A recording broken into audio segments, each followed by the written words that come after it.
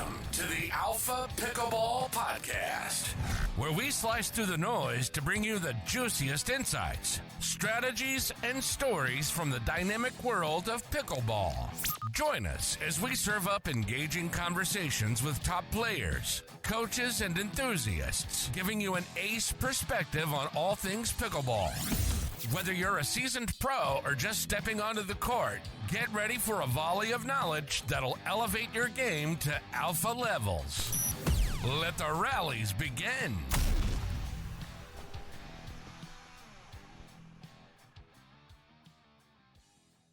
All right. Welcome again to the show. I'm your host, Tats. I'm super excited. We have Collin Shick on. He's my hero, pro pickleball player. You got me into the sport, pickleball. Oh, wow. Thanks for having me. That's awesome. That's great to hear. Yeah, I was hunting around on YouTube, and your video popped up. You making that run last year, and me, old-time college tennis player. Never thought I'd see any athletic action ever, and I thought, hey, you're just ripping around on court, making it look so cool. Why don't I give it a try? Awesome. So walk me through that experience. Yeah, that was a crazy weekend. It was my spring break for med school. So obviously I was in school full time. So finding a time to actually get out and play one of these tournaments was tough. So that timing worked out. Similar. I was a college tennis player. That college ended for me, and then I had like 3 months off where I was kind of like for the first time in my life, not training every day and working towards that match and tournament. And by the time August rolled around and I started med school, I was like, dang, I really want to compete again. Like this pickleball I keep hearing about. So I got into it. Thankfully, there were some good players in the area I was around that showed me, kind of the strategy, what's different about it from tennis. Kind of guided me along and then traveled with me to that first tournament. And I had a great run, which opened up a bunch of opportunities for me to keep playing. It's awesome. I think it was your brother that got you into it, right? Yeah, we kind of at the same time, like we lived beside a couple courts, like 1 minute away. So we had an off day one time. I think it was over the summer. We just went to play against sports, got like the 2-pack paddle that were like wooden, got the balls, and we were out there for 5-6 hours just playing at the park with all the people. It was a great community. Everyone's teaching us how to play. We have no idea what we're doing. We're just running around ripping balls. So yeah, it was good to get into it with him. Awesome. And your tennis, you're at a top program, which is impressive. When did you start tennis? For as long as I can remember, I think I wasn't one of the early starters. Like my brother, a much better tennis player than I am. He kind of started playing tournaments really young. I think I was probably taking it super seriously, maybe like 13, 14. And then kind of had a good trajectory that allowed me to play, college tennis at a big ACC school.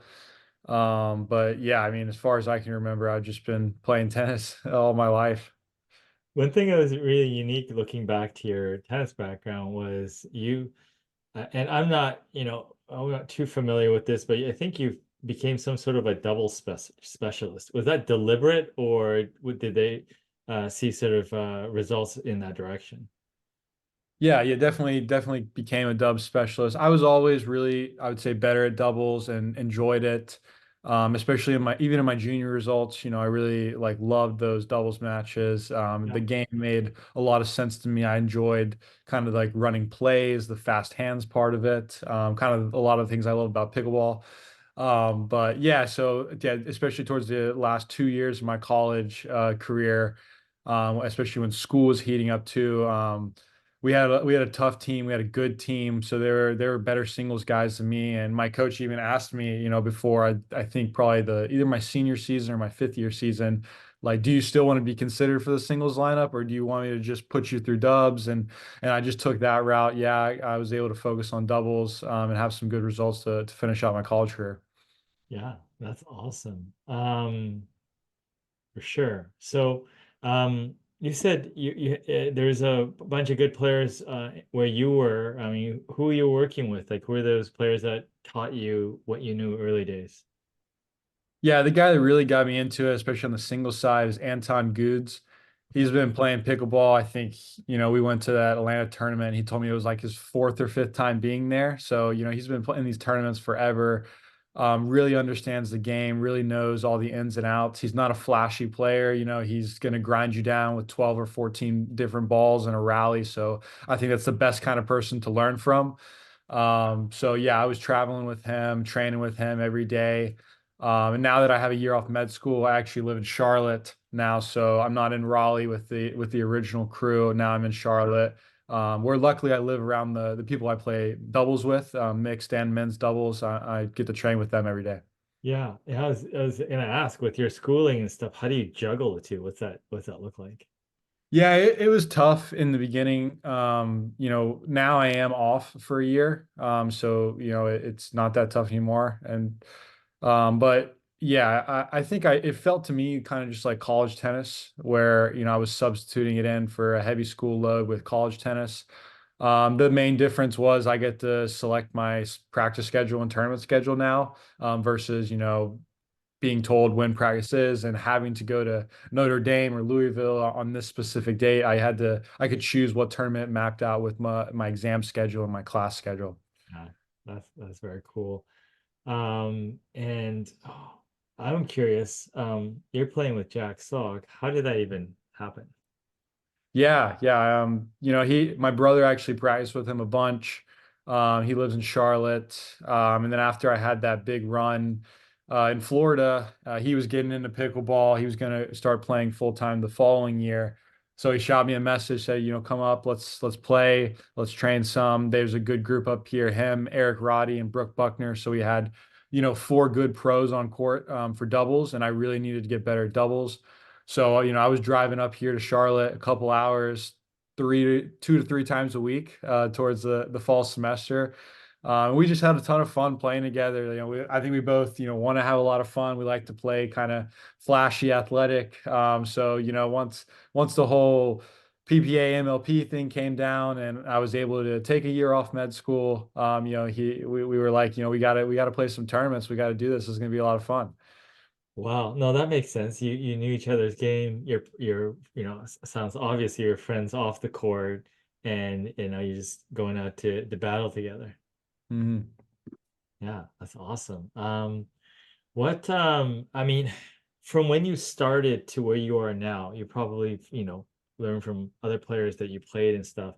What sort of things over the last like year have you sort of worked on and developed, particularly?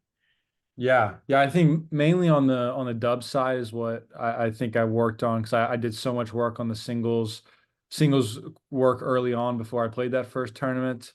And the singles strategy is a little bit less nuanced than the doubles. But so mainly the soft game, learning, when you just need to make the ball, and working in and playing more positionally and kind of getting out of that tennis mindset of I really need to do something here, and more, let's survive for another ball. Let's take the position. Let's get up to the kitchen line. So the soft game is the hardest, I think, to develop. Another thing is frequencies. Adam Stone was a good pickleball player for a long time, and he lived in Raleigh. So I started drilling with him, and he was a poker player, so he loves to talk about percentages and frequency. So, you know, maybe you have a high risk shot, but that's a shot in that position you hit 10% of the time.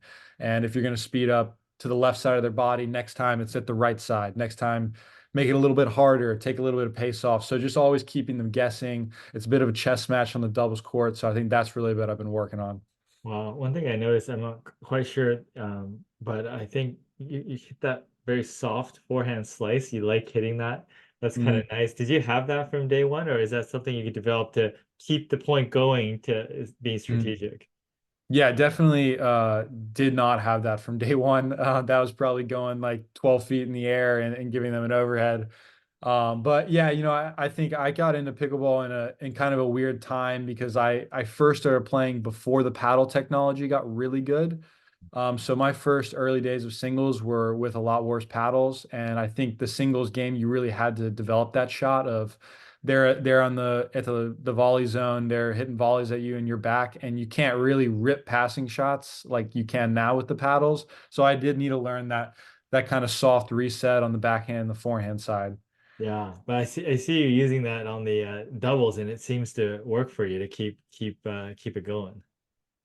Yeah, I think I definitely feel more comfortable with the slice drops, but I am working on adding kind of the more aggressive topspin drop into my game on the forehand side. Yeah, yeah. And when you're looking at sort of developing something new like that, what's your progression? How do you think about that? I think first it's just reps and getting comfortable with it in like an isolated environment where it's just drilling, go hit 50 of them. How many can you make? Are you consistent with it yet? And then you're going to add that into maybe a live ball drill. So maybe it's still drilling, but now you're playing for score. And then, put it into a rec game. Are you comfortable enough with executing it in a rec game? And then obviously the last and most important piece is putting it into a tournament. So yeah, I think that's the progression whenever I'm trying to add anything.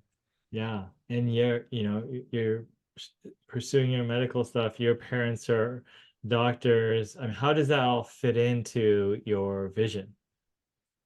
Yeah, I think, is regardless of how many people ask me about, are you just going to be a pickleball player now? Like, yeah, medicine is the journey. It's the path. So, I think, yeah, my parents are both doctors and they're very supportive of the year off. They talk about, oh, if we had the chance to take a year off before, rotations and residency and all that, of course they would have done it. So they're very supportive of it, knowing that I will be staying in medical school and still continuing on that path. Definitely, I think gives them some comfort versus, oh God, is he just like quitting everything right now? But yeah, no, it's great. Yeah, awesome. I mean,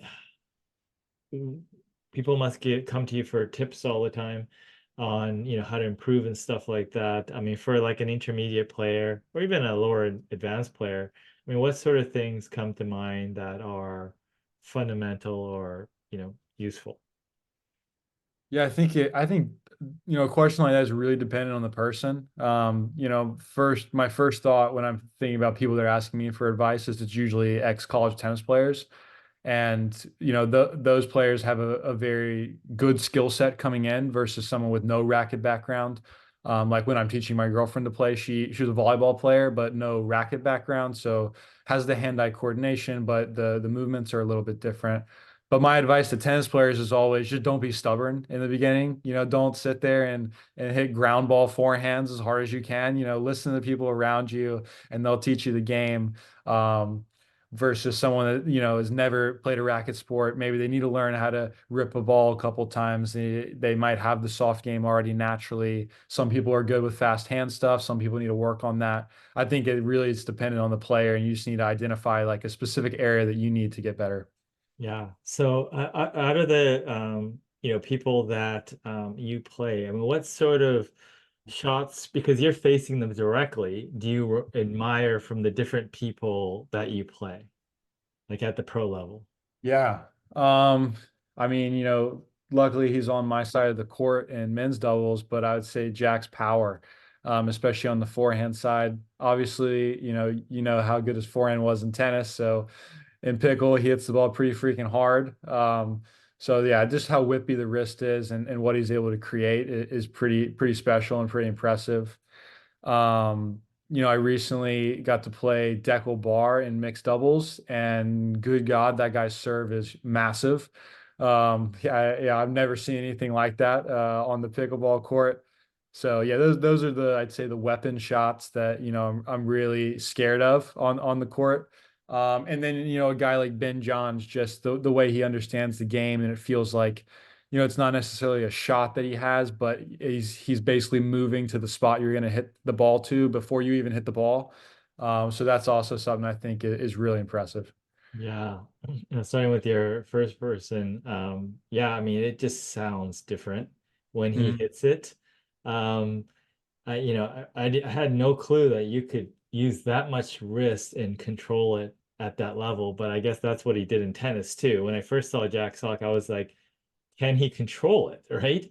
And yes, he can. So that's amazing. But on Deckelbar's thing, when you're facing someone with that big of a serve, what's your mindset? What are you trying to accomplish?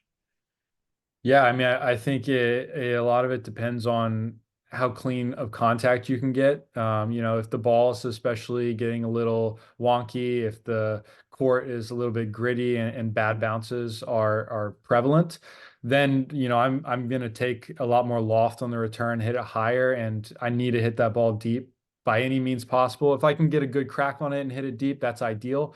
But if it's not, then I'm gonna take some height because yeah, the serve's big, but the forehand that's coming right after the serve is also very big. So it's kind of a survive the one three ball combo and then get into the point. Got it. Make him at least earn it, right? Yeah. All right, cool. Is there anything else that you've learned or interesting stories that are memorable so far in your pickleball journey? I mean, obviously, most memorable was that first tournament I had. Just such a long day. Played the most singles I've ever had. Was the most sore I've ever been in my life. From tennis, from anything. Luckily, the finals was on Sunday, so I had like 2 days off. Otherwise, I'm not sure how I was going to play. But yeah, I think that's been my favorite memory that I can think of. Other than that, just every day. I mean, I'm still just addicted to the game. I love playing. It's just I can play for hours on end with anyone. I think that's what's special about the game. So yeah, hoping to make some more memories this year. Awesome. And then you played the college Duper championships. Oh yeah, yeah. And then I don't know, but one of the schools that I wanted to go to play tennis was Mhm. UNC Chapel Hill. So Oh to yeah. see you in the Carolina Blue playing Duper, I thought that was amazing. Yeah, those are a lot of fun, especially to have it in like a team environment with the college pride behind it. Those are really fun, and they had especially at the last team event, they had so many schools there with so many players. I mean, it really turned into a crazy crowd where you're hearing chants and like people with the shirts off, and like it was really fun to play in. That's awesome. Noel, again, thank you so much. That was an awesome run. That was memorable for me, and I've had a super fun experience with pickleball so far. And it just helped me keep healthy in this age. So thank you, Colin. Yeah, it's awesome. Am I going to see you at a tournament sometime soon? I'm working on the game, so Okay, yes, I'm awesome. trying to play more tournaments here or there. So hopefully I'll bump into you one of these days. Yeah, perfect. All right. Thank you. All right. Thanks for tuning in to the Alpha Pickleball Podcast with Tats. If you enjoyed today's episode, subscribe, rate, and connect with us on social media. Stay alpha on the pickleball court. Until our next session.